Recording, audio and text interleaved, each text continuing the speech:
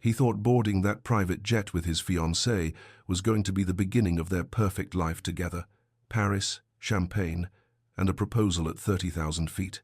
But when the cockpit door opened and he saw her standing there in a pilot's uniform, the woman he'd ghosted 4 years ago, holding a 3-year-old boy with his eyes, his entire world didn't just stop.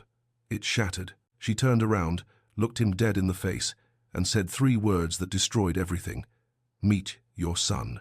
What happened next? A media firestorm, leaked texts that made him look like a monster, and a 30-day ultimatum that would either give him back the family he never knew he had, or take away his last chance at redemption forever. Subscribe right now and comment where you're watching from, because this story gets so much messier before it gets better. Trust me, you need to hear what happens when the cameras show up at her door. Simone's rag moved in smooth circles across the chandelier prisms, each stroke sending rainbows skittering across the ballroom's cream-colored walls. Her shoulders ached 3 hours into her shift, and she still had 2 more chandeliers to finish before lunch. Below her, the marble floor gleamed so bright she could see her own reflection from 12 feet up. The twins had been up half the night. Layla's stomach bug meant constant trips to the bathroom, while Liam refused to sleep without his sister. Simone had finally collapsed around 4 a.m., only to drag herself upright at 6:30. But the work mattered. The estate's events director had mentioned this morning that today's client was important, some real estate developer planning a massive charity gala. Everything needed to shine. She hummed under her breath an old Aretha Franklin song her mother used to play. The tray of leftover champagne flutes from Saturday's wedding sat balanced on the ladder's top platform. She'd carry them down on her next trip. The ballroom doors opened. Simone glanced down reflexively. Marcus, the facilities manager, had entered with 2 men in suits that probably cost more than her monthly rent. She returned her attention to the chandelier, working faster. Important clients meant staying invisible, efficient. Then Marcus spoke. "The space seats 300 for dinner, but we can accommodate up to 500 for..." One of the men laughed at something his companion said. Simone knew that laugh, knew it the way she knew her own heartbeat. Her head snapped toward the sound. Ethan Calloway stood 50 feet below her, sunlight catching the gold in his brown hair. He wore a charcoal suit, hands in his pockets, head tilted as Marcus gestured toward the stage. Then he looked up. Their eyes met. The tray of champagne flutes slipped from Simone's grip. Crystal exploded across marble in a cascade of shattering glass. The sound ricocheted through the ballroom like gunfire. "Oh, God!" Marcus rushed forward. "I'm so sorry, gentlemen. Simone couldn't breathe, couldn't move. Ethan stared up at her with an expression she couldn't name. Shock, maybe, or something rawer. Grief. "Simone," his voice carried across the ballroom. Her legs unlocked. She descended the ladder rung by rung, each movement mechanical. Her uniform collar felt too tight. Marcus intercepted her at the bottom, voice low and furious. "What were you thinking? In front of clients? I'm sorry." The words came out strangled. "I'm so sorry." She dropped to her knees, hands shaking so violently she could barely grasp the glass shards. Blood welled from her palm where a piece bit deep. Footsteps approached. Simone. Ethan's shoes entered her field of vision. Expensive leather, polished to a mirror shine. "Ethan, come on." A second man's voice, the business partner. "Let them handle it." Simone grabbed her cleaning caddy and fled. The staff bathroom lock clicked behind her with terrible finality. She pressed her back against the door, lungs heaving. 3 years. She'd built a life scraped together, rent, raised 2 children, survived on 4 hours of sleep and grocery store brand everything. She'd made it work without him, and he walked back in like no time had passed. Her phone buzzed. "Renee, can you grab the twins by 6? Got called in for a double." Simone stared at the message, then at her reflection in the mirror above the sink, eyes bloodshot, glass dust in her hair, blood dripping from her palm onto the tile. She couldn't fall apart. Liam and Layla needed her functional, present. Cold water stung the cut as she rinsed it. She wrapped paper towels around her hand, watching red bloom through white. Her breathing slowed, steadied. She had 2 more hours left in her shift. She'd finish them, go home, pretend this morning never happened. But when she pushed back into the corridor, her hands still trembled. "He's here. Ethan is here." The rest of Monday dissolved into a haze of baseboard scrubbing and carpet vacuuming in the estate's administrative wing. Far from the ballroom, far from wherever Ethan might still be. At noon, Simone retreated to her car instead of the break room. The sandwich Renee had packed sat untouched on the passenger seat. She stared at her phone screen. Liam and Layla from yesterday, faces dirt-streaked and delighted, bucket hats askew. Her thumb moved without permission to the locked folder, the one she'd password-protected and buried 3 albums deep. Ethan grinned up at her from 4 years ago, his arm around her shoulders, bonfire light turning his eyes amber. She'd taken the photo at Narragansett Beach, laughing at something ridiculous he'd said. She couldn't remember what anymore. Delete it, she'd told herself. Every month for 3 years. Delete it and move on. She never could. 4 years ago, the cafe had smelled like burnt espresso and cinnamon rolls. Simone had been wiping down tables between her afternoon classes, Introduction to Early Childhood Development and Developmental Psychology, when the lunch rush hit. He'd appeared at the counter daily for 2 weeks. Black coffee, exact change, soft thank you. She'd noticed the way he never checked his phone while he waited, never treated her like furniture. That rainy October afternoon, every table was taken. He'd gestured to the empty chair across from him. Want to sit? You've been on your feet all day. 3 hours later, the rain had stopped and her manager was glaring.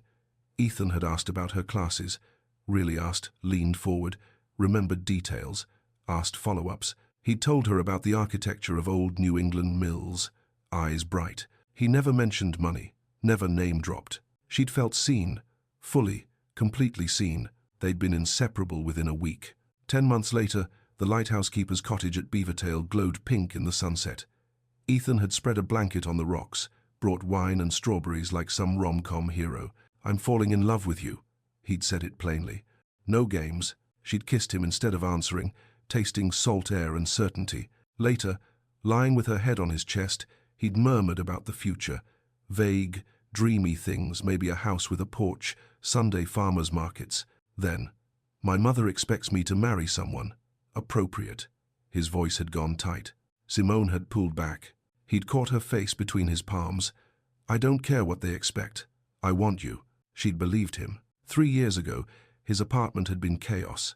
Ethan throwing clothes into a duffel, phone pressed to his ear, face drained of color. Massive stroke, they don't know if he'll... I have to go. I have to. Simone had grabbed his shaking hands. Breathe. Just breathe. He'd kissed her desperately at the door. I'll call as soon as I know anything. The text came an hour later. Family emergency. I'll call soon. I love you. Simone had waited and waited. His number went straight to voicemail by day 3. His office said he was on indefinite leave. She'd gone to his apartment, new tenants. By week 6, she'd known about the pregnancy. By week 8, she'd stopped calling. Simone closed the photo app and started the engine. Renee's driveway was empty when she pulled in at 6:15. Before she could unbuckle, her sister appeared at the window, knocking urgently. We need to talk. Twins are napping inside. Now. Simone's chest tightened. What happened? Renee handed her a cream-colored business card. Heavy stock, embossed lettering. Ethan Calloway, Calloway Properties. On the back, in handwriting she'd recognize anywhere. Simone, please. I need to talk to you. I'll be at the estate tomorrow at noon. E. Simone crumpled it. Absolutely not. Tuesday morning, 11:50 a.m. The silverware gleamed under the fluorescent kitchen lights, forks and knives lined up like soldiers. Simone's cloth moved in mechanical circles, but her eyes kept cutting to the wall clock. She wouldn't go. She'd stay right here, finish the silver service for 18, reorganize the linen closet. Let him stand in that ballroom alone until he gave up and left. 11:58. The cloth stilled in her hand. She stood, legs moving before her brain caught up, and walked through the service corridor toward the ballroom. The door opened soundlessly. Ethan stood by the windows in charcoal wool, hands buried in his pockets, staring out at the Atlantic. Thinner than she remembered. New lines around his eyes. The floorboards creaked. He spun around. Relief broke across his face like sunrise. You came.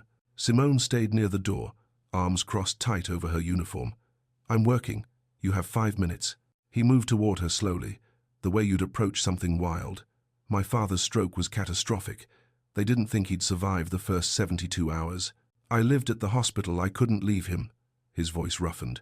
My phone got destroyed in a car accident on the drive there. Everything was chaos. The business, the family. I, 2 months, Ethan.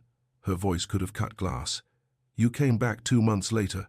That's 60 days to send a letter, an email, something. When I got back, you were gone. His hands spread helplessly. Disconnected number. Your apartment was empty. The cafe said you'd quit. No forwarding address. I hired investigators. You could have tried harder. Each word landed like a blow. You had resources, money, connections. If you really wanted to find me, you would have. His face crumbled. I did want to. I never stopped, Simone. Every single day It doesn't matter now. She straightened. I have a life. I've moved on. Have you? His voice dropped. Because I haven't. The silence stretched thin enough to snap. The lie surfaced before she could stop it. I was pregnant, Ethan. All color drained from his face. She watched him stagger and panic seized her. I thought I was. False alarm. The words tumbled out too fast. But I was terrified, and you were gone, and I had no one. God, Simone. He looked shattered. If I'd known. But you didn't. Her throat closed. And now it's too late. Let me prove I'm staying. Desperation edged his voice. The gala. Saturday. Come as my guest. One evening. If you still want me gone after, I'll respect it. She laughed, bitter and sharp. So your friends can stare at the help? No thanks. So I can show you I'm serious. He stepped closer. So you can see I'm not running anymore. Every instinct screamed to say no. Fine. Her voice sounded distant. One evening. Then you leave me alone. His exhale nearly buckled his knees. Thank you. Simone turned and walked out. The door clicked shut behind her. She pressed her back against the corridor wall, pulse hammering. Through the door, she heard him lean against something, a choked sound that might have been relief or grief. What did I just agree to? Tuesday afternoon, 3:30 p.m. The industrial dryers rumbled like distant thunder. Simone stood at the folding table between Jackie and Marcus, her hands moving through the rhythm of fitted sheets corner to corner. Smooth, fold. Extra security for Saturday. Marcus shook out a tablecloth. Must be some serious donors coming. Jackie nodded, her practiced fingers creasing pillowcases into perfect rectangles. I heard Mr. Calloway himself requested a last-minute +1 addition to the guest list. She smiled. Wonder who the lucky date is. Probably some model or socialite. Simone's hands moved faster, corner to corner, smooth, fold. You okay, honey? Jackie's eyes had sharpened with concern. Just tired. The smile felt like it might crack her face. The twins were up half the night. An hour later, Simone stood in the supply closet, counting napkins for Saturday's service. Voices drifted from the hallway, two of the event coordinators, Melissa and Christine. Did you hear Calloway invited one of the housekeepers to the gala? Melissa's voice carried that particular pitch of delighted scandal. Like, as an actual guest. You're kidding. Christine's heels stopped just outside the closet door. Which one? The black girl Simone, I think. Apparently they used to date or something. He probably feels guilty. You know, charity case. Laughter, bright and cutting. God, how humiliating for her. Can you imagine showing up where you work as someone's pity date? Their voices faded down the corridor. Simone stood perfectly still, a stack of linen napkins pressed against her chest. Heat crawled up her throat, burned behind her eyes. Charity, pity, humiliation. She finished her count mechanically, logged the inventory, clocked out at 5:47 p.m. Renee took one look at Simone's face when she arrived and steered her straight to the kitchen. Spill. The twins were building block towers in the living room, Layla narrating an elaborate story about princess castles. Simone watched them through the doorway, then told Renee everything. The gala invitation, the lie about the false pregnancy, the voices in the hallway. Screw those women. Renee's jaw set hard. You're going to that gala with your head high. Maybe they're right. Maybe it is charity, and you need to tell him about Liam and Layla. Simone's whole body went rigid. Absolutely not. He has a right to know. He lost that right when he disappeared. Her voice cracked. I tried to find him, Renee. I went to his office. They looked at me like I was crazy, like I was some obsessed. Simone. No. The word came out raw. I won't let him waltz back in and decide he wants to play daddy when it's convenient. Layla appeared in the doorway, her small face crumpling. She crossed the kitchen and climbed into Simone's lap, tiny hands patting her mother's cheeks. The fight drained out of the room. Renee's voice gentled. I just don't want you carrying this alone anymore. Late Tuesday night. The apartment was quiet except for the hum of the refrigerator. Simone sat on the edge of her bed, the photo in her hands.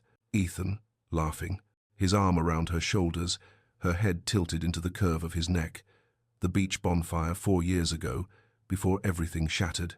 She'd shown this photo to the twins maybe 5 times. This is your daddy. He had to go away, but he loved you very much.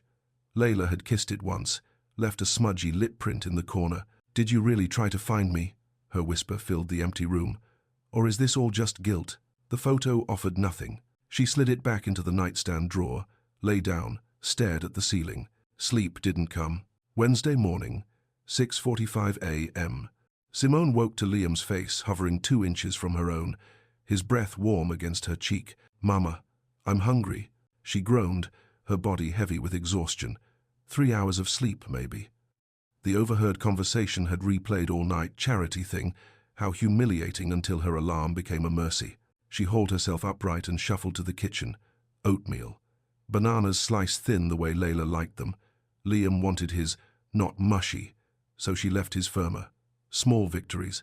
She moved through the morning routine on autopilot. Pull-ups changed, faces washed. Layla's hair twisted into 2 puffs while the girl squirmed and complained. Renee arrived at 8 sharp, still in her scrubs from the night shift. She took one look at Simone and frowned. "You look terrible." "Good morning to you too. I'm serious." Renee crouched to help Liam with his shoes. "When's the last time you slept?" Simone didn't answer.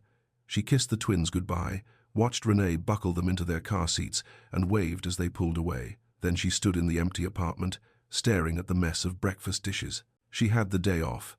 Errands to run, bills to organize, and nothing to wear to a gala. An hour later, she sat in Renee's passenger seat, arms crossed.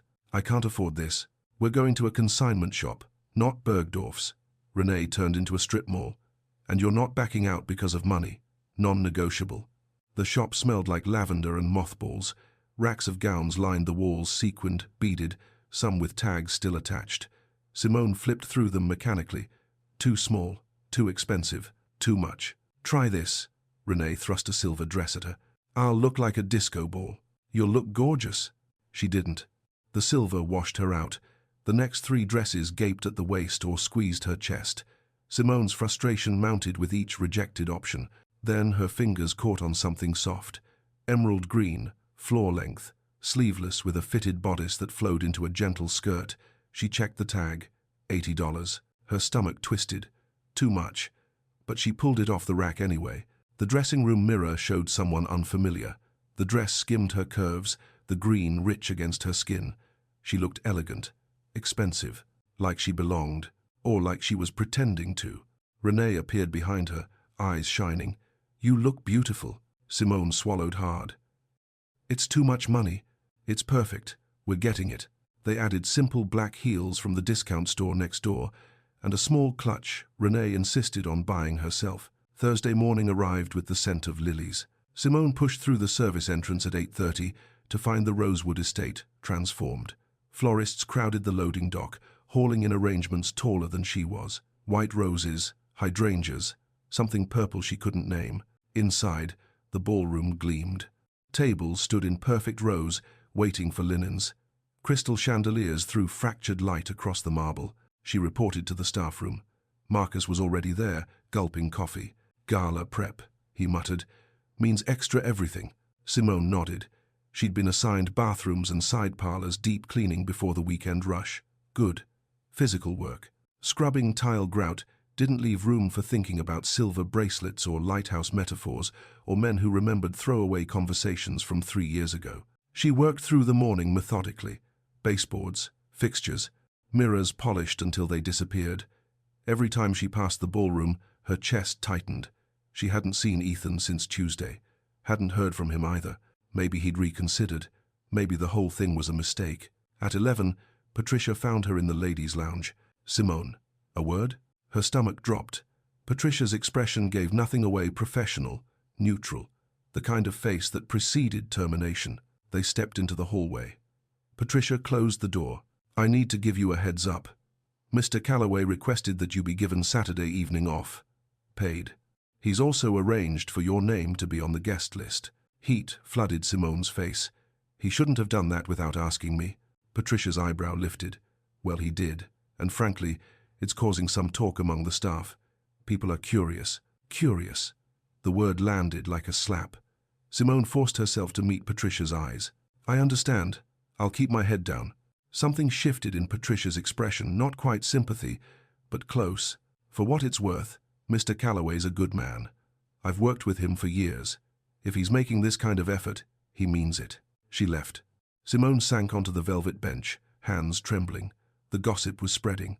Tomorrow would be worse. Saturday. She couldn't think about Saturday. At 3:15, she clocked out and walked to her car. Unlocked, because she always forgot. She opened the door and froze. A small cream-colored box sat on the driver's seat. Her heart hammered. She glanced around the parking lot, empty except for a catering van. She picked up the box. Lightweight. She opened it. A silver bracelet lay against white tissue. Delicate chain, simple clasp. A tiny charm dangled from the center. A lighthouse, no bigger than her thumbnail. She unfolded the note tucked beneath. You told me once that lighthouses represent hope in the darkness. I'm holding on to that. See you Saturday. E. Her vision blurred. She remembered that night, their third date, maybe fourth. They'd driven to the coast, sat on the rocks while the beam swept overhead. She'd said something about lighthouses being stubborn, about refusing to give up even when the storm raged. He'd kissed her for the first time that night. She clasped the bracelet around her wrist with shaking fingers and sat in her car, crying quietly until her shift supervisor walked past and she had to pull herself together. Friday bled into Saturday without Simone noticing the seam. She spent Friday at the playground with the twins, pushing swings until her arms ached. Liam wanted the slide. Layla wanted the monkey bars she couldn't quite reach. Simone lifted her daughter up again and again, letting the repetition drown out thoughts of emerald dresses and men who sent bracelets. By evening, her nerves had sharpened to glass. Renee arrived at 7 with a duffel bag and a determined expression. "Trial run," she announced, dropping the bag on Simone's bathroom counter. "We're not leaving anything to chance. The gala's tomorrow night, which is why we practice tonight." "Sit." Simone sat. Renee worked methodically, her nurse's hands steady. She twisted Simone's natural hair into an elegant updo, pinning it section by section. Foundation, subtle eyeshadow, a wine-dark lip. "Don't look yet," Renee commanded. When she finally stepped back, Simone turned to the mirror. A stranger stared back. Cheekbones sculpted by shadow, eyes luminous, neck long and graceful. "I don't even recognize myself," Renee grinned. "That's the point. You're going to blow his mind." Simone touched her face, half expecting the illusion to smudge. As Renee packed up her brushes, Simone's throat tightened. "I lied to him." Renee's hands stilled. "About what?" When he asked if I'd moved on. "I told him I thought I was pregnant 3 years ago, but it was a false alarm." The words tumbled out. "I didn't tell him about Liam and Layla." Renee sat down on the toilet lid, heavily. "Why would you say that?" "I panicked. I wasn't ready." Simone's voice cracked. "And now I don't know how to take it back." "Simone, I know it's bad, but I need to see if I can trust him first. If tomorrow goes well, I'll tell him. I promise." Renee's expression said she didn't believe in promises anymore, but she stood, pulled Simone into a hug. "Soon, better mean soon." "It will." After Renee left for her shift, Simone practiced walking in her heels, 3 laps around the apartment. She wobbled like a newborn deer. Sleep didn't come. Saturday morning arrived in shades of gold. Simone dressed the twins in their favorite outfits, Liam's dinosaur shirt, Layla's pink overalls. They bounced with excitement. Movie night at Aunt Renee's. Popcorn. No bedtime. At Renee's door, Layla threw her arms around Simone's neck. "You look pretty, Mama." Simone's eyes burned. "Thank you, baby." She kissed them both 3 times. 4. Renee finally pried them away. "Go. We'll be fine." Simone drove home with her hands locked on the wheel. 4 o'clock. She showered until the water ran cold, applied makeup with shaking hands, foundation, eyeshadow, the wine lip. The emerald dress slid over her skin like water. She clasped Ethan's bracelet around her wrist, the lighthouse charm cool against her pulse. The mirror showed someone she didn't know. Beautiful, confident, terrified. Her phone buzzed. "A car will pick you up at 6:30. You're going to be stunning. E." An unknown number. He'd gotten it from staff records. The realization felt invasive and tender at once. She typed back, "See you soon." At 6:30, a black car glided to the curb. The driver, older, silver-haired, kind-faced, opened her door. "Miss Hartley, Mr. Calloway asked me to ensure you arrive comfortably." She slid into leather seats that smelled of money. The car pulled away. Her apartment building shrank in the rearview mirror, and she whispered to her reflection in the tinted window, "Please let this be real." The car glided to a stop. Simone stared through tinted glass at the Rosewood estate, transformed beyond recognition. Thousands of white lights draped every column and archway. A red carpet unfurled from the circular drive to the entrance, flanked by topiary shaped like swans. Guests moved in clusters of silk and diamonds, their laughter carrying over the sound of string music. The driver appeared at her door. "Miss Hartley." She stepped out. The night air hit her face, cool and sharp. Heads turned. Whispers rippled outward like stones dropped in still water. She caught fragments. "That's her, the housekeeper. What is she thinking?" Near the valet stand, Marcus from housekeeping gave her a discreet thumbs up. Jackie stood beside him, beaming. But two event coordinators she recognized, the ones who'd laughed about her in the hallway, stared with unconcealed shock. Simone lifted her chin, smoothed her dress, walked forward, and then she saw him. Ethan stood at the top of the entrance steps in a black tuxedo that fit him like a second skin. His hair was swept back, his jaw clean-shaven. But it was his expression that undid her raw relief, flooding his features, followed by something deeper. Maybe. Or hunger. He descended the steps, two at a time. "You're here." His voice shook, like he'd been holding his breath for hours. "I'm here." He offered his arm. She took it.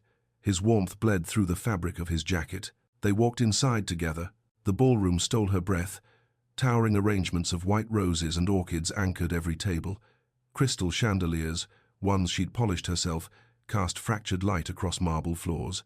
A full orchestra played near the far wall, violins soaring over the hum of conversation. Champagne flowed from a fountain sculpted like a mermaid. She'd cleaned this room yesterday, scrubbed the floors on her knees. Now she walked through it on Ethan's arm, emerald silk whispering against her legs. Ethan introduced her to a cluster of business associates, men in tuxedos, women in jewel-toned gowns. His hand never left the small of her back, warm and proprietary. "Simone Hartley," he said each time, pride threading his voice. "My guest." Most were polite. Curious, but polite. A developer from Boston shook her hand. An architect from Manhattan complimented her dress. Then Simone saw her. Diana Calloway held court near the bar in a gown of liquid silver, diamonds glittering at her throat. She turned as they approached, her gaze landing on Ethan, first maternal affection softening her features, then sliding to Simone. Her expression cooled. "Ethan, darling." She kissed his cheek, her perfume sharp and expensive. Then she turned to Simone with a smile that didn't reach her eyes. "And who is this?" Ethan's jaw tightened. "Mother, this is Simone Hartley." "Simona, my mother." "Diana Calloway." Diana's gaze traveled from Simone's updo to her borrowed heels, cataloguing every detail. "Hartley, that name sounds familiar." Her tone was silk over steel. "Do you work here, dear?" Simone felt the trap spring shut, but she wouldn't flinch. "I do, yes. I'm on the housekeeping staff." Diana's smile sharpened. "How industrious. And you're attending as a guest this evening. How unusual." Ethan's voice cut through the air. "Simone is my guest, Mother, and I'd appreciate it if you treated her with respect." Diana blinked, surprise flickering across her face. "Of course, darling. I didn't mean to offend." She drifted toward another group, leaving the scent of her perfume behind. Simone's hands were shaking. Ethan turned to her, anguish carving lines around his mouth. "I'm sorry. She's protective of her son's reputation." Simone's voice was steady, even as her heart hammered. "I get it. You shouldn't have to." "Stop." She met his eyes. "I knew what I was walking into. I'm not fragile, Ethan." He searched her face. "You're the strongest person I've ever known." The ballroom noise faded. The music softened. It was just them, standing in a pocket of stillness. Then the orchestra shifted into a waltz. Ethan offered his hand. "Dance with me?" Simone hesitated. She hadn't danced in years, hadn't let herself be held by anyone but her children, but something in his expression, hope, raw and unguarded, undid her. "Okay." He led her onto the floor, His hand settled at her waist, warm through silk. Her palm found his shoulder. They moved. She was clumsy at first, uncertain of the steps, but Ethan guided her with patience, his body a steady anchor. Around them, other couples swirled, faces turned to watch. She didn't care anymore. In Ethan's arms, the world narrowed. His thumb traced small circles against her ribs. His eyes never left hers. For the first time in 3 years, she let herself feel hopeful. After the waltz, Ethan guided Simone through the French doors onto the terrace. Cool ocean air replaced the stuffy heat of the ballroom. She breathed it in salt and pine and freedom. Behind them, the orchestra played something soft and distant. Ahead, darkness stretched toward the Atlantic, waves crashing white against rocks below. Lanterns flickered along the stone balcony. Simone gripped the iron railing, steadying herself. Ethan stood beside her, close, not touching. "Thank you for coming tonight." His voice carried weight. "I know this wasn't easy." She turned, studied his profile in the golden light. "Why did you really invite me, Ethan? Was it guilt?" His jaw worked. "No, God, no." He faced her fully. "I invited you because I needed you to see I meant it. That I'm here. That I'm... 3 years is a long time to be here." He flinched. "Deserved that. You're right." He dragged a hand through his hair, disheveling the careful styling.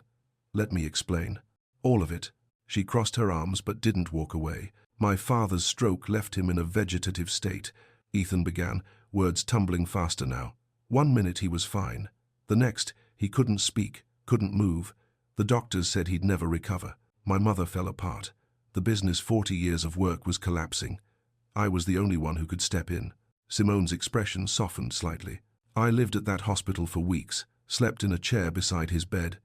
My phone was destroyed in the accident on the way there. I hit a guardrail, totaled the car. By the time I got a replacement, I'd lost everything. All my contacts, photos, everything." Her breath hitched. "When I finally came back 2 months later, you were gone. Disconnected number, empty apartment. The cafe said you'd quit, no forwarding information. I hired investigators, Simone. I checked hospitals, shelters. I called everyone we knew." His voice cracked. "I thought maybe you didn't want to be found, that I'd hurt you so badly you'd decided to erase me. I didn't erase you." Her voice wavered. "I couldn't afford that apartment alone. Everything there reminded me of you. I was drowning. I moved in with Renee. Changed my number because debt collectors wouldn't stop calling." She paused, eyes shining. "I didn't think I didn't know you were looking." Ethan turned fully toward her, eyes glistening in the lantern light. "Simone, I need you to know. I never stopped loving you, not for a single day." Her breath caught. The confession she'd been carrying pressed against her ribs. Tell him, but fear wrapped around her throat. "I never stopped loving you either," she whispered instead. "But love wasn't enough before. How do I know it'll be enough now? Because I'm not leaving. Fierce, final. Not again. Even if it takes years to earn your trust back, I'll wait." Silence stretched between them, heavy with 3 years of grief and longing. Simone opened her mouth. A loud laugh shattered the moment. Marshall appeared in the doorway, apologetic. "There you are. People are asking for you. Time for the speech." Ethan's shoulders sagged. He nodded, then turned back to Simone. "Will you stay? Please." She nodded. "I'll stay." He squeezed her hand, brief, electric, and disappeared inside. Simone remained frozen at the railing, alone now except for distant music and crashing waves. "I have to tell him," she whispered to the darkness. "Soon." But the fear didn't loosen its grip. Simone slipped back into the ballroom just as Ethan stepped onto the small stage at the far end, accepting a microphone from one of the event coordinators. The crowd shifted, champagne flutes lowering, conversations tapering to murmurs. She positioned herself near the back, half hidden behind a marble column. Ethan thanked the guests for attending, his voice smooth and assured. He mentioned the charity renovations for the children's wing at County General and rattled off recent Callaway Properties developments with the ease of someone who'd given 100 identical speeches. The crowd nodded along, politely attentive. Then something changed. His shoulders dropped slightly. His grip on the microphone relaxed. He scanned the room until his gaze landed on her and his expression cracked open. "Before we continue," he said, "I need to say something personal." The murmurs sharpened. Curiosity rippled through the ballroom. 3 years ago, I met someone who changed everything." His voice carried across the silence. She saw me, not my last name, not the business, just me, and I fell completely in love with her. Simone's pulse hammered in her ears. Circumstances tore us apart. I made mistakes I'll regret for the rest of my life. I let her slip away. He paused, eyes locked on hers. But she's here tonight, and I need everyone in this room to know Simone Hartley is the most extraordinary person I've ever met. She's kind, resilient, stronger than anyone has a right to be. If I'm lucky enough to earn a second chance, I'll spend every day proving I deserve it. Applause erupted, polite, confused, laced with scandalized whispers. Simone's face burned. Every head swiveled toward her. Diana Calloway stood frozen near the bar, champagne glass suspended mid-air, expression caught between horror and fury. Ethan stepped off the stage and cut through the crowd like it didn't exist. He stopped inches from her, close enough that she could see the vulnerability naked in his face. "I'm sorry if that was too much," he murmured. "I just needed them to know you're not some charity case. You're here because I love you." Her vision blurred. "You're insane." But she was smiling. "Probably." Marshall materialized beside them, grinning. "Well, that'll be trending by morning." Ethan ignored him entirely. "Can we go somewhere quieter? I want to hear everything your life now, what I missed." Simone nodded, throat too tight for words. While Ethan disappeared to handle the security issue, Simone drifted toward the bar. Her lips still tingled from the almost kiss. Her heart still raced from his public declaration. She needed water, something to ground her. The bartender nodded acknowledgement, momentarily occupied with another order. Simone waited, fingers drumming against the polished mahogany. "Did you see Ethan Calloway's little speech about the maid?" Simone's hand stilled. 3 women clustered near the bar's end, dripping in diamonds and designer gowns.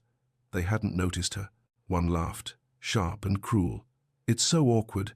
I mean, she's pretty, I guess, but does he think playing White Knight makes him look good?"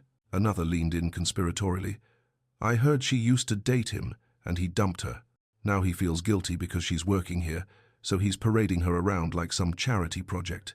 It's humiliating for her." The first woman's smile turned vicious. "Honestly, if I were her, I'd be mortified. Imagine showing up where you work as someone's pity date. She must be desperate." Blood roared in Simone's ears. "Walk away. Just walk away." Her feet refused. "Excuse me, ladies." The voice sliced through their laughter like a blade. Cold, lethal. The women spun. Color drained from their faces. Ethan stood behind them, expression carved from ice. "I couldn't help but overhear your fascinating conversation." He stepped closer, each word precise. "Let me clarify a few things." The women shrank back. "Simone isn't here because I pity her. She's here because she's brilliant, compassionate, and has more integrity in her little finger than the 3 of you combined." His voice dropped lower, more dangerous. "As for her job, she works harder in a day than most people in this room work in a year, and if you have a problem with that, or with me choosing to celebrate her publicly, you're welcome to leave my event." They stammered apologies, words tripping over each other, before scattering like startled birds. Ethan turned to Simone. The ice melted instantly. "Are you okay?" She nodded, throat tight.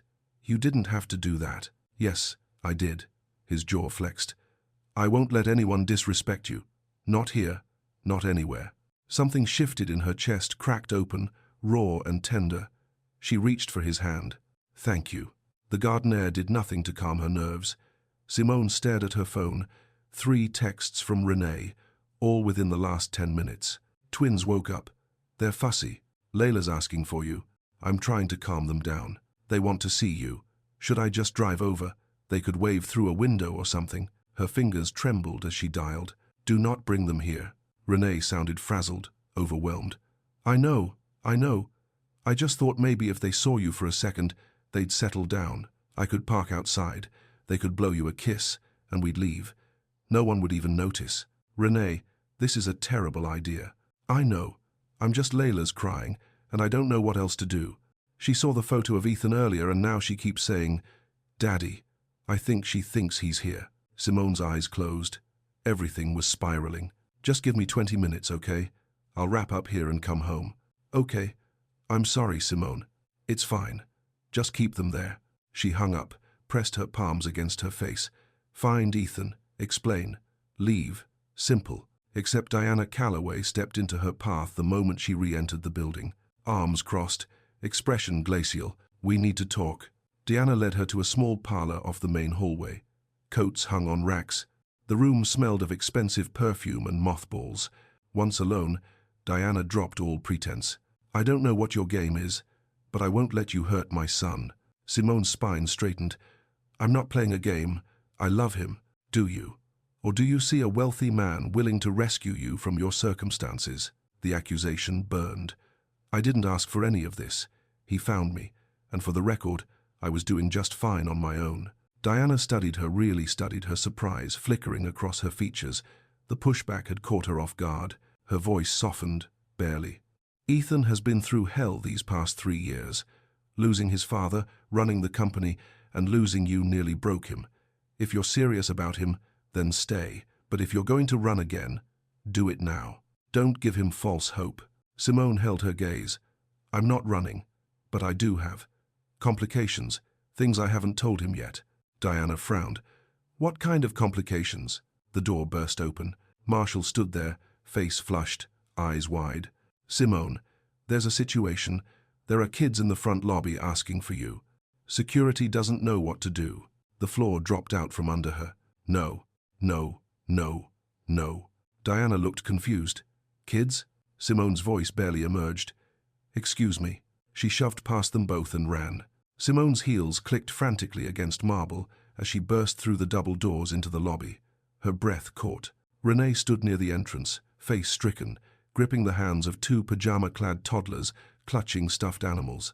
A security guard hovered nearby, radio in hand. Lingering gala guests clustered by the doors, phones already out. And Ethan, across the lobby, just emerging from the ballroom corridor, puzzled, looking from the twins to Simone. He didn't understand yet. Simone rushed forward.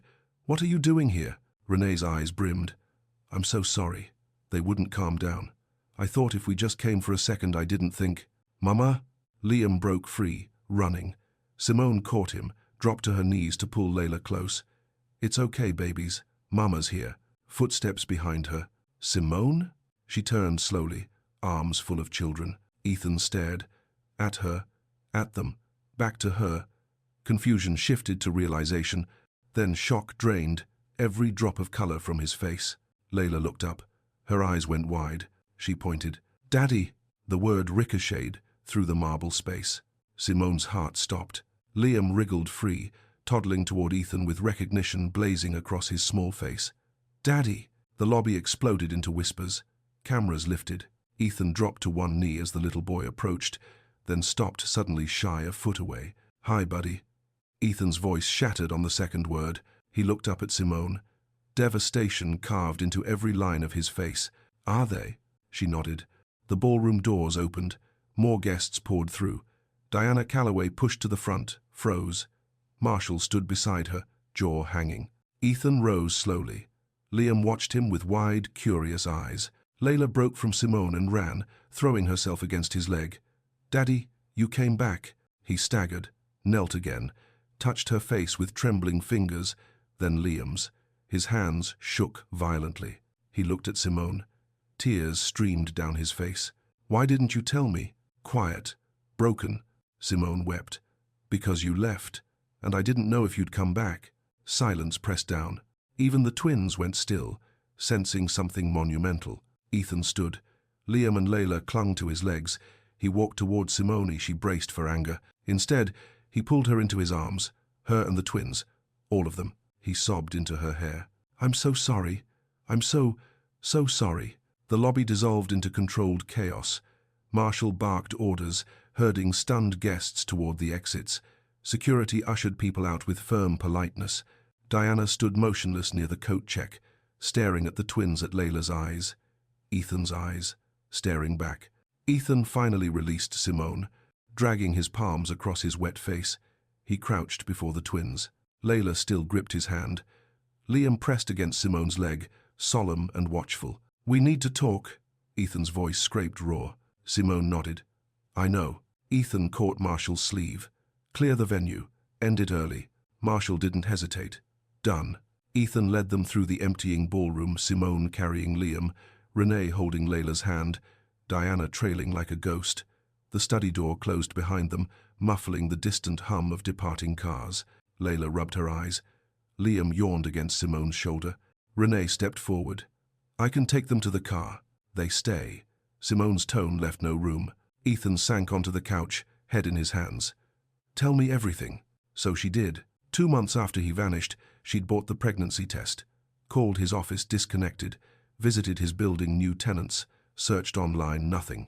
She moved in with Renee, worked through morning sickness at the cafe, gave birth in a hospital room with only her sister beside her. "I named them Liam and Layla." Her voice fractured. "I kept one photo, showed it to them sometimes, told them their daddy had to go away but loved them very much." Ethan's shoulders shook. "I wanted to tell you, but I was terrified. What if you didn't believe me? What if you tried to take them? What if you ran again?" "I would never." He stopped. The promise died unspoken. He had left, intentions irrelevant. He looked at the twins. How old? 3, 4 in February. The math hit him visibly. "I missed everything. I'm sorry." Simone's whisper barely carried. "I didn't know what else to do." Diana's voice cracked the silence. "May I hold them?" Simone hesitated, nodded. Layla, fearless, walked over. "Who are you?" Diana dropped to her knees, tears spilling. "I'm your grandmother." She pulled Layla close. The child allowed it, curious. "You look just like your father when he was little." Liam, emboldened, joined them.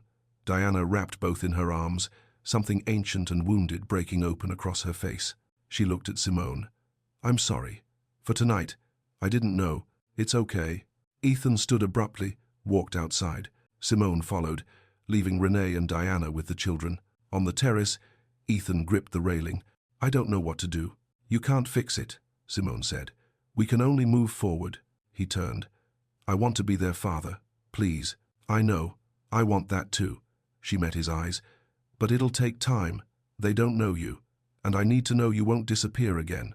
"I won't, I swear." He took her hands. "I love you. I love them. Whatever it takes." Simone searched his face and saw truth. "Okay," she whispered. "We'll figure it out." The grandfather clock in the corner chimed midnight. Outside the study windows, the estate lay dark and silent. Inside, the twins slept in a tangle of limbs on the leather couch. Layla's hand curled around Liam's. Renee dozed in the wingback chair, head tilted at an uncomfortable angle. Diana perched on the edge of the ottoman, unable to look away from her grandchildren. Simone sat on the floor, back against the couch. Ethan folded himself down beside her, careful not to jostle the cushions. "Tomorrow," he said quietly. "Can I see them tomorrow?" She pulled her knees up, wrapped her arms around them. "Afternoon, after their nap." "What time?" 3. He nodded, committing it to memory. "And money, rent, daycare, whatever they need." "Ethan, please." His jaw worked. 3 years, Simone. 3 years I should have been helping. Let me do this." Pride warred with exhaustion across her face. "Rent and daycare. Nothing else. I don't want their lives upended overnight. They need stability." "I understand." Diana's voice cut soft through the dim room. "May I visit as well?" Simone turned, studied the older woman. Diana's mascara had smudged beneath her eyes. Her elegant composure had cracked wide open. "Yes," Simone said, "but not tomorrow. Give us a few days." Diana's shoulders sagged with relief. "Thank you," her voice fractured. "Thank you." At 1 a.m., Renee stirred, blinking groggily. "We should get them home." The drive to the car was surreal, staff still breaking down tables, security doing final sweeps. Ethan carried Liam while Simone held Layla. Renee's sedan waited under the portico, car seats already installed. Ethan fumbled with the buckles, fingers clumsy with wonder and terror. Liam stayed limp, dead asleep. Layla's eyes fluttered open as he clicked the chest clip. She smiled. "Night-night, Daddy." His throat closed. "Good night." "Sweetheart." He shut the door with shaking hands. Simone stood by the passenger side, swaying with fatigue. He crossed to her. "Thank you," he said, "for giving me a chance." She nodded, words beyond her. "We'll see you tomorrow." The taillights faded down the tree-lined drive. Ethan remained rooted to the pavement until Marshall materialized beside him. "You okay, man?" Ethan shook his head slowly. "I'm a father." "Yeah, you are." Marshall's hand landed heavy on his shoulder, then withdrew. The estate swallowed him back inside. Ethan walked through the dismantled ballroom chairs, stacked, flowers wilting, champagne glasses abandoned. He climbed onto the stage, where hours ago he'd declared his love to a room full of strangers. His phone glowed. Simone had texted one photo, the twins asleep in their car seats, faces peaceful in the passing streetlights. His children. He set it as his wallpaper and whispered to the empty room, "I won't let you down." Sunday light crept through the blinds of Simone's bedroom. She woke disoriented, her body aching like she'd run a marathon. The emerald dress hung on the closet door, a ghost of last night's chaos. The twins' voices filtered through the wall, bright, cheerful, oblivious. She dragged herself up and found them in their shared room, building something elaborate with blocks. Layla spotted her first. "Mama, we saw Daddy last night." The words hit like a physical blow. Real. It all happened. "I know, baby." "Is he coming today?" Layla's eyes were wide, hopeful. Simone's throat tightened. "Yes, this afternoon." Liam looked up from his blocks, serious. "Is he staying?" "We'll see, honey." She spent the morning in motion, tidying corners that didn't need tidying, wiping counters already clean. The apartment felt too small suddenly, too worn, peeling paint near the window. That stain on the carpet she could never quite get out. Would Ethan see poverty or love when he walked in? Her phone buzzed. "Renee, how are you holding up?" "Fine," she lied. Another buzz. "Ethan, what time should I come? What do the twins like? Should I bring anything?" His earnestness cracked something in her chest. She typed, 2 p.m. They like dinosaurs and books. Just bring yourself. At 1:30, someone knocked. Simone froze mid-step. Too early. She wasn't ready. She opened the door. Ethan stood there with 2 enormous shopping bags, looking like a kid who'd raided a toy store. "I know you said just bring myself." "Ethan," but I couldn't help it. Dinosaurs, picture books, art supplies, stuffed animals in improbable colors. Simone wanted to be angry.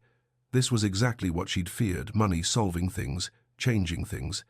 But Ethan looked so nervous, so desperate to get it right, that her defenses crumbled. "You didn't have to do this. I wanted to."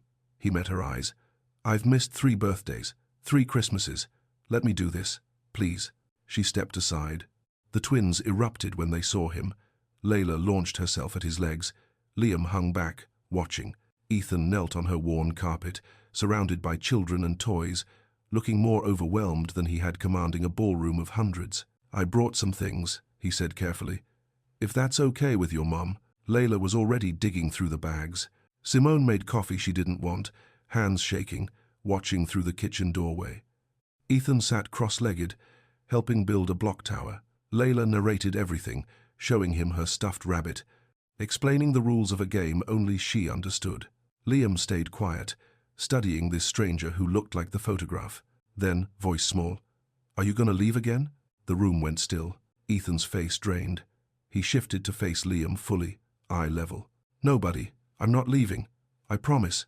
Liam searched his face, the same serious, assessing look Simone wore when making decisions. Finally, he nodded. "Okay." He returned to his blocks. Simone pressed her palm against the counter, fighting tears. Monday morning arrived too soon. Simone dragged herself through the Rosewood Estate service entrance at 7 sharp, her body protesting every step. The venue looked like a disaster zone, abandoned champagne flutes, wilted centerpieces, confetti ground into carpet. Jackie intercepted her before she'd even clocked in. "Girl." Jackie blocked the hallway, eyes sparkling with barely contained curiosity. "Is it true? Do you have kids with Ethan Calloway?" Simone's stomach dropped. She should have known this was coming. Half the county had probably seen whatever video got posted online, the twins shouting, "Daddy," the lobby meltdown. Everything. Yes. Jackie's jaw fell open. And he didn't know? Until Saturday? Not until Saturday. Jesus. Jackie shook her head, whistling low. What happens now? Simone grabbed her cleaning cart, suddenly desperate to be moving, doing something with her hands. We figure it out. The week unfolded in fragments, each day stitching them tighter together. Tuesday evening, Ethan showed up with Chinese takeout, no fancy catering, just cartons from the place near her apartment. They ate at her cramped kitchen table, the twins smearing fried rice across their faces. Liam let Ethan read him a bedtime story, stumbling over words about a hungry caterpillar. Simone watched from the doorway, throat tight. Wednesday, Her phone buzzed during her lunch break. Can I pick them up from daycare? Her finger hovered over the screen. Too fast. This is too fast. She typed back, okay. He arrived at Little Sprouts with car seats already installed, top-rated models he'd researched obsessively. The staff stared, but said nothing. He took the twins to the park, sent photos. Layla mid-swing, hair flying. Liam clutching a pine cone like treasure. Thursday brought Diana, arriving with gifts wrapped in tasteful paper art supplies, wooden puzzles, nothing gaudy. She sat cross-legged on Simone's threadbare carpet, letting Layla pour invisible tea into plastic cups. I was wrong about you. Diana's voice carried weight. My son is lucky to have you. Friday, Ethan suggested dinner out, a family outing. Simone vetoed his first 3 restaurant suggestions, landing them at a diner with cracked vinyl booths and bottomless coffee. The twins were chaos, knocking over water glasses and demanding extra fries. Ethan looked utterly charmed. Saturday was the aquarium. Liam pressed his face against the shark tank until his breath fogged the glass. Layla refused to walk, making Ethan carry her through every exhibit until she fell asleep on his shoulder, drooling on his expensive jacket. Simone watched them together and felt something shift, terror melting into tentative hope. Sunday evening, the twins finally asleep. They collapsed on her couch. This week was Ethan trailed off. A lot, Simone finished. But good, really good. He took her hand, thumb tracing circles on her palm. I know we're taking this slow, but I need you to know, I'm all in. With you, with them. I'm not going anywhere. Simone squeezed back. I'm starting to believe that. He leaned in. She didn't pull away. The kiss was soft, tentative 3 years of longing compressed into one breath. When they broke apart, she whispered, stay tonight. Just stay. He slept on the couch, blanket tucked around him, close enough to hear if anyone needed him. Monday morning, 2 weeks after the gala. Simone was scrubbing baseboards in the estate's west parlor when her radio crackled. Simone, come to the main office. Patricia needs you. Her stomach twisted. The radio's static felt ominous. She found Patricia behind her desk, expression carefully neutral, professional. Close the door. We need to talk about your situation. Simone sat, hands clenched in her lap. Patricia pulled off her reading glasses, rubbed the bridge of her nose. Some donors and board members are uncomfortable with the publicity from the gala incident. There's been chatter about your relationship with Ethan creating a conflict of interest. Callaway Properties is a major client here. The words landed like punches. I'm not firing you, Patricia continued quickly. But I need to move you to a different property in our portfolio. The Hartford location. You'd start next month. Hartford, 40 minutes away. Farther from the twins' daycare. From Renee. From everything. Can I think about it? Patricia's expression softened. You have a week. Simone told Ethan that evening while the twins built towers with the blocks he'd brought. His face went dark. This is because of me. Because of us. I'll talk to them. No, her voice cut sharp. You'll make it worse. I need to handle this myself. Simone, I can fix this. With what? Money? Threats to pull your business? She stood, arms crossed. I'm not your charity project, Ethan. I'm not some damsel you need to rescue. I know that. Do you? Because it feels like you think your money can solve everything. Frustration cracked through his carefully controlled expression. I'm just trying to help. I've missed 3 years. Let me make up for it. You can't buy back 3 years. The words exploded out of her. And I don't need you to swoop in and save me. I've been fine on my own. Silence crashed between them. The twins had stopped playing, watching with wide, worried eyes. Ethan's jaw worked. Then his shoulders sagged. You're right. I'm sorry. He grabbed his coat and left. That night, Simone tucked Liam into bed. He grabbed her hand. Why was Daddy yelling? Her heart cracked. We weren't yelling, baby. Just disagreeing. Grown-ups do that sometimes. Is he coming back? Yes, he'll be back. She kissed his forehead and prayed she was right. Later, her phone buzzed. I'm sorry. I didn't mean to overstep. I just don't want you to suffer because of me. Can we talk tomorrow? She stared at the screen, exhausted and scared and still angry. Finally, yes. Tomorrow. You'd start next month. Simone's throat closed. She loved this job. The Hartford property was 40 minutes away, 40 minutes of extra gas she couldn't afford, 40 minutes less with her children every day. Can I think about it? Patricia's expression softened. You have a week. That evening, Simone barely tasted dinner. The twins chattered around her, oblivious. She pushed spaghetti around her plate. When Ethan arrived at 6:30 for his usual visit, he knew immediately something was wrong. "What happened?" she told him. Watched his face darken with each word. "This is because of me. Because of us. I'll talk to them." "No." The word came sharp. "You'll make it worse. I need to handle this myself." Ethan stood, pacing her tiny living room. "Handle what? Discrimination? They're punishing you for my mistake." "It's not discrimination. It's complicated." Simone's voice rose. "And I don't need you charging in like what? Like you think your money can solve everything." "I'm trying to help. I don't need your help." She was on her feet now, trembling.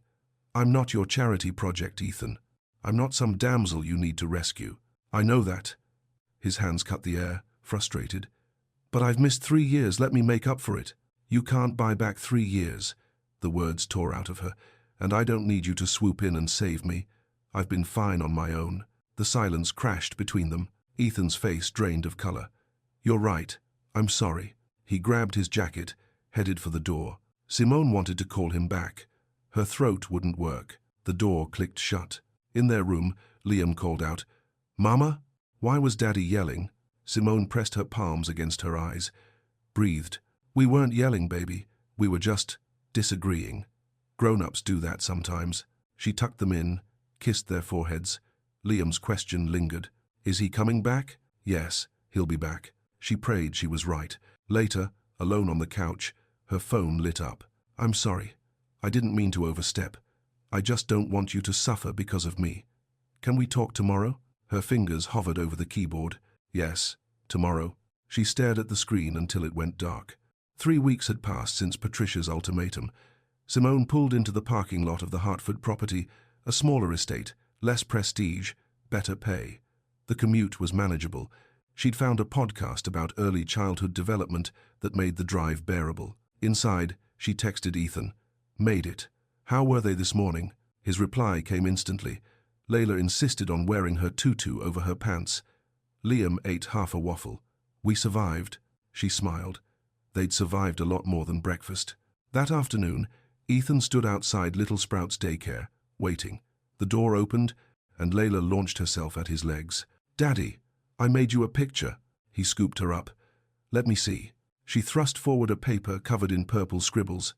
"It's us, at the park. It's beautiful." He kissed her forehead. "Where's your brother?" Liam emerged, clutching his lunchbox, walking with careful steps. He reached for Ethan's free hand without a word. A mom Ethan didn't recognize approached, smiling. "Your family is so sweet. The twins talk about you constantly." Ethan blinked. "Your family." The words landed somewhere deep. "Thank you," he managed. In the car, Layla chattered about circle time. Liam watched the passing trees. Ethan caught his eye in the rearview mirror. "You okay, buddy?" Liam nodded. "When's Mama coming home?" "Soon. We'll have dinner together." That seemed to satisfy him. Friday evening, Ethan opened the door to his new house, a 4-bedroom colonial, nothing ostentatious. Swing set in the backyard. Good school district. Simone stood in the doorway of the twins' room, arms crossed. 2 beds, dinosaur sheets, bookshelves already full. "This is a lot," she said quietly. Ethan joined her. "I want them to have a space here too. With both of us." She turned. "Both of us? Eventually, if you want." He rubbed the back of his neck. "I know I'm moving fast. Tell me if I'm—" She kissed him. Brief, grounding. "1 night a week. We'll try." Relief flooded his face. 1 night a week. That first sleepover, Simone paced her apartment. Her phone buzzed. A photo. Both twins asleep in Ethan's king bed, limbs sprawled, faces peaceful. They refused their room. "Hope that's okay." She typed through tears. More than okay. 2 nights later, after bedtime stories and tucking in, Simone found Ethan on her couch. She sat beside him, close. "Hi," she said. "Hi." His hand found hers. She leaned in. The kiss was familiar and new, 3 years of absence collapsing into this moment. When she pulled back, her heart hammered. "I'm ready," she whispered. "For us. For real." His thumb traced her jaw. "Are you sure?" She nodded. "I'm sure." He stood, pulling her with him. They moved to her bedroom, the old full-size bed with its worn comforter. the nightstand cluttered with hair ties and baby monitors. It was tender, emotional, healing. Afterward, she curled against his chest. "Stay. Always," he promised. Morning light woke him. Simone was still asleep, her breath warm against his shoulder. Giggles erupted from the next room. Ethan dressed quickly, slipped out. The twins were building a block tower in pajamas. "Daddy!"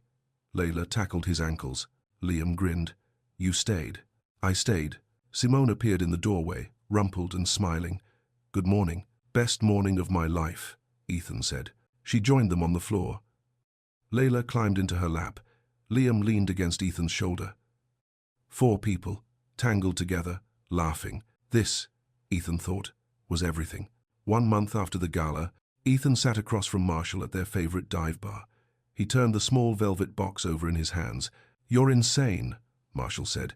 "It's been 4 weeks. 5, technically. That doesn't help your case." Marshall took a long pull of his beer. "But you're doing it anyway." "I am." Marshall studied him, then nodded. "Then I'm happy for you, man. She's good for you. They all are." Diana wept when Ethan showed her the ring. Simple platinum band, single diamond, nothing showy. "It's perfect," she whispered. "Your father would be so proud." Ethan's chest tightened. His father lay in a care facility upstate, eyes open but unseeing. He'd never meet his grandchildren as the man he'd been. Diana gripped his hand. "You have my blessing. All of it." Renee cornered him at Simone's apartment the next day while Simone was at work. "Let me be very clear." She stood between him and the door, arms crossed. "If you hurt her again, I won't." "Let me finish. If you hurt her, if you disappear, if you make my sister doubt herself for 1 second, I will personally destroy you. I know people, hospital people. We know how to make things look like accidents." Ethan fought a smile. "Understood." Her expression cracked. She pulled him into a fierce hug. "Welcome to the family, you ridiculous man." Saturday afternoon, Ethan took the twins to the park. Just them. Layla climbed the jungle gym while Liam inspected rocks. Ethan sat on a bench, nerves jangling. "Hey guys, come here a second." They scrambled over. Layla plopped into his lap. Liam leaned against his knee. "I need to ask you something important. How would you feel if I asked Mommy to marry me? So we could all be together, all the time?" Layla bounced. "Yes, yes, yes, yes. Marry Mommy." Liam's face was serious. "Would you be our daddy forever?" Ethan's throat closed. He knelt, eye level with his son. "Forever and ever. I promise." Liam considered this with 3-year-old gravity. Then he threw his arms around Ethan's neck. "Okay." The ring lived in Ethan's pocket for 2 days while he planned. Nothing elaborate, no restaurant, no crowd, just them. Friday night, he cooked at his house spaghetti, the only thing he could make without burning. The twins arrived with Simone, who laughed at his sauce-splattered shirt. "You're a disaster, a lovable disaster." Dinner was chaos. Layla wore more marinara than she ate. Liam built a noodle tower. Simone's eyes shone with happiness. After, while the twins played, Ethan took Simone's hand. "Come outside for a second." The porch faced west. Sunset bled orange across the sky. "Simone," his voice shook, "I know it's only been a month. I know we're still figuring things out." He pulled out the box. Her hands flew to her mouth. "But I've never been more sure of anything than I am of us, of this family." He opened it. "I don't need a long engagement. I don't need a big wedding. I just need you. Will you marry me?" Tears spilled down her cheeks. "Ethan, Old fear flickered. "What if we mess this up? Then we'll fix it. Together." She looked at the ring. At him. At the window where their children's laughter spilled out. She wasn't afraid anymore. Yes. 3 months after the gala, Simone stood at the base of the lighthouse where Ethan had once told her he loved her. The ocean crashed against the rocks below. Renee fussed with her veil, simple tulle, nothing elaborate. "You look beautiful," Renee whispered. Simone smoothed the skirt of her white dress. Not a gown, just a dress. Clean lines, cap sleeves, fitted waist. She'd found it at a boutique downtown for $200 and felt like herself in it. "I can't believe I'm doing this." "Believe it." Renee squeezed her hand. "You deserve this." Ethan waited at the top of the lighthouse stairs, Marshall beside him. When Simone appeared, climbing toward him with the twins trailing behind, Layla scattering rose petals with intense concentration, Liam clutching the ring pillow. Ethan's eyes filled. She reached him. took his hands. The officiant, a friend of Marshall's, kind-faced and warm, began. When it came time for vows, Ethan's voice cracked. "Simone, I promise to be the man you and Liam and Layla deserve, to show up every single day, to carry the weight with you, not for you, to love you through every hard thing, every beautiful thing, every ordinary thing." Simone blinked back tears. "Ethan, I promise to trust you, to let you in, even when I'm scared, to build this life with you, messy and imperfect and ours." When the officiant pronounced them married, Layla shrieked. "They kissed!" Liam clapped, and the rings he'd been clutching slipped from the pillow, clattering down the stairs. Everyone laughed. The reception was held at a seafood restaurant overlooking the harbor. Lobster rolls, clam chowder, champagne in mismatched glasses. Diana sat with the twins, wiping her eyes every few minutes. Marshall stood to give a toast. "I've known Ethan 20 years, never seen him this happy." He raised his glass. "To family." Later, Diana approached Simone privately. "Thank you for giving him another chance, for letting me be part of their lives." Simone hugged her. "You're their grandmother. You'll always be part of this." Before the evening ended, the twins demanded to speak. They climbed onto chairs, wobbling. "We love Mommy and Daddy," Layla shouted. Liam added solemnly, "And Daddy's staying forever." Applause erupted. Simone buried her face in Ethan's shoulder, crying. That night, they returned home, their home now, all four of them. Simone had moved in last week, her belongings still in boxes stacked in the garage. They tucked the twins into bed together. Ethan read a story about children finding treasure. "We're the treasure, right?" Layla whispered. Ethan kissed her forehead. "The greatest treasure in the world." Afterward, Simone and Ethan collapsed on the couch, shoes kicked off, exhausted. "We did it," Simone murmured. "We're married." Ethan pulled her close. "Best decision I ever made." She rested her head on his chest, listening to his heartbeat. Steady, present. "I never thought I'd feel this safe again," she thought. "But here I am." 6 months after the wedding, Simone sat in a tiny chair across from Mrs. Patterson, the preschool teacher. Ethan was beside her, his jaw tight. The classroom smelled like crayons and applesauce. "Liam hit another child yesterday," Mrs. Patterson said. "This is the third incident this month." Simone's stomach dropped. "He's never been aggressive before." Sometimes big changes trigger behavioral shifts. New house? New family structure? Mrs. Patterson looked between them. "These transitions are hard for little ones." Ethan leaned forward. "What can we do?" That night, Simone curled on the couch, staring at nothing. "I moved too fast. I disrupted everything they knew." Ethan sat beside her. "We moved forward together, and we'll handle this together." "What if I damaged him?" "You didn't," he took her hand. "But we need help figuring this out." They found Dr. Chen, a child psychologist who specialized in blended families. The first session was just Simone and Ethan. Dr. Chen asked pointed questions. How did they introduce the changes? How did Liam respond? What did he understand about his father's absence? "He's testing," Dr. Chen explained. "Testing whether Ethan's promise of forever is real.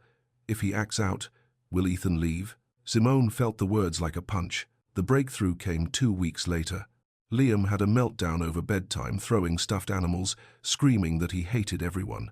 Simone reached for him, but Ethan gently stopped her. "Let me." He sat on the floor, cross-legged. Liam threw a block at him.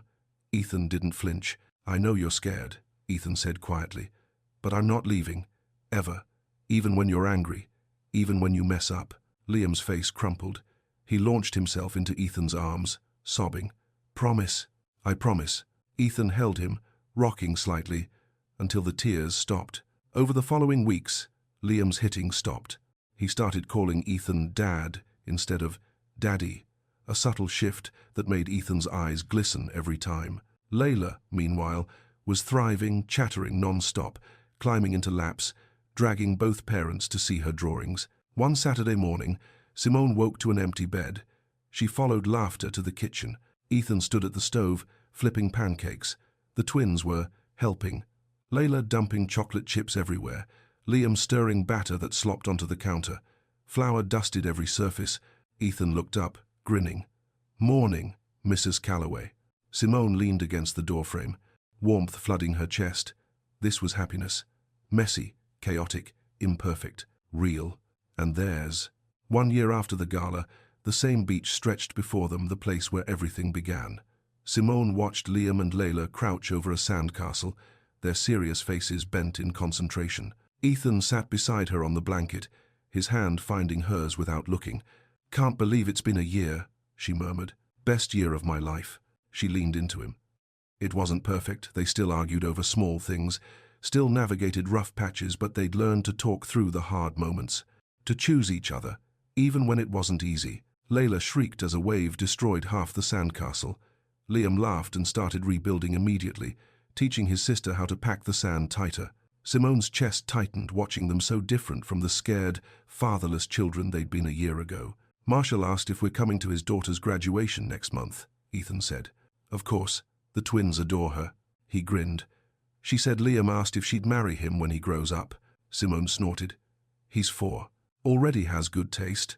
Ethan kissed her temple. "How's the paper coming?" She groaned. Her online classes, early childhood development, had started 3 months ago.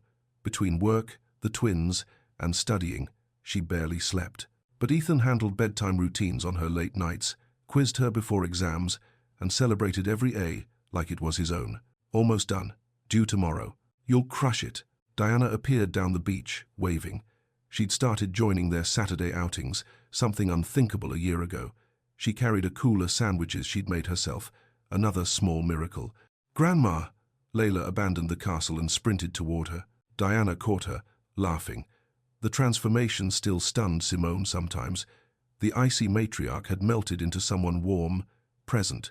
She volunteered at the library now, reading to kids every Tuesday. "Simone inspired me," she'd said once, eyes wet. Renee pulled up in her car, her new boyfriend Mark climbing out after her. The twins mobbed him immediately. He'd promised to teach Liam how to throw a football.